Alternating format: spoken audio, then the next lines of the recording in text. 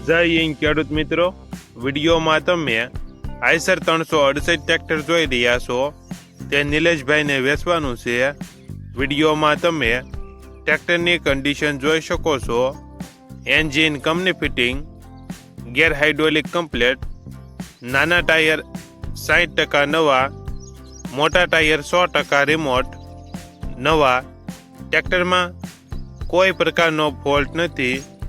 નિલેશભાઈને ફૂલ જવાબદારી સાથે વેચવાનું છે.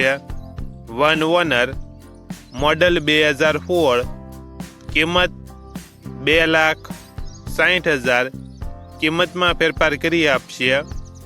આ ટ્રેક્ટર તમને ક્યાં જોવા મળશે તેની વાત કરવામાં આવે તો પ્રોપર અમરેલી જિલ્લામાં જોવા મળશે.